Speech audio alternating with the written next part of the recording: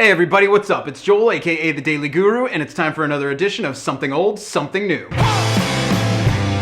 Today for Something Old, we're going back to an album that's almost impossible to believe that it's old. We're going to 1991, the most important album of that year. That's right, it's Pearl Jam's 10. Now, a lot of people might argue that Nirvana's Nevermind was the definitive album of that year, but it's just not true. While that album may have gotten more press, it's absolutely 10 that has endured better. It's a better album, it's a more complete album, and it shows everything that could be done within that rock and roll sound. Oh, and for the record, 10 beat Nevermind to the shelves by over a month. Now, the big thing about 10 is the fact that there is such a focused, ferocious energy all throughout it. While other bands of the time who were quote-unquote grunge were really great at being loud, Pearl Jam showed just how much range was available in the so-called Seattle sound, and nobody did it better. From end to end, this record is flawless. There's this power, this presence, it's absolutely unlike anything else of the entire era. The dual guitars from Mike McCready and Stone Gossard were exactly what the world needed to wash their mouths of that horrible hair metal sound, and there's no question that in comparison, they're one of the greatest tandems in all of rock and roll history. And to complement those guitars, you have what may be the most iconic voice of the entire generation, Eddie Vedder. Even today, Eddie Vedder's voice is absolutely unmistakable. He has this power, he has this sonic range that is so far beyond anyone else, he's absolutely one of a kind. There's just so much expression in the way that he sings, and just that sheer power of his delivery, you just can't look away. The fact of the matter is, few albums from any point in history can even remotely compare to the power of 10. It's one of the greatest albums ever made. If somehow you've never heard it,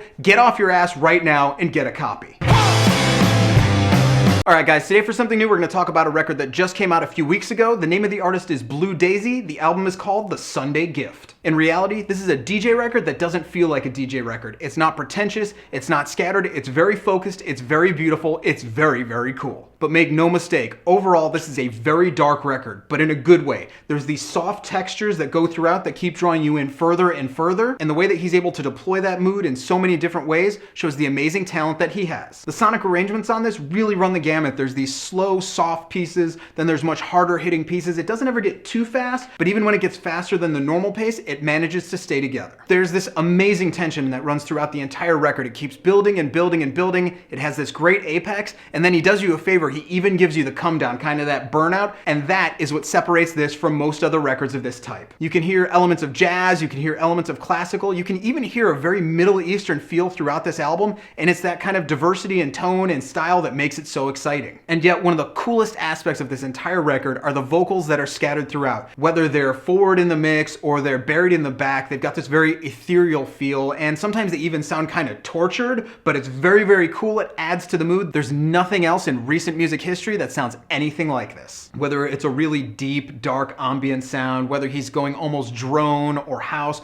or even right into hip hop, it's the fact that the mood is never disturbed that makes it so fantastic, and you can really, really lose yourself in this record, and people who are into this sort of music, this is what you've been waiting for. So at the end of the day, if you're into house music, if you're into ambient music, any type of electronic music, or if you're the type of person who just likes good music, you're definitely gonna wanna go out and pick up Blue Daisy's The Sunday Gift, because on my buy it or borrow it, this is an absolute buy it. So that's what I got for you guys today. I hope you dug it. If you did, go ahead and click subscribe, go ahead and leave a comment, go ahead and click like, whatever you wanna do. If you wanna email me, you can do that at thedailyguru@gmail.com, and check out my website where every single day I write about the greatest songs ever written at thedailyguru.net. You can follow me on Twitter, you can like me on Facebook /thedailyguru, and we'll see you again tomorrow.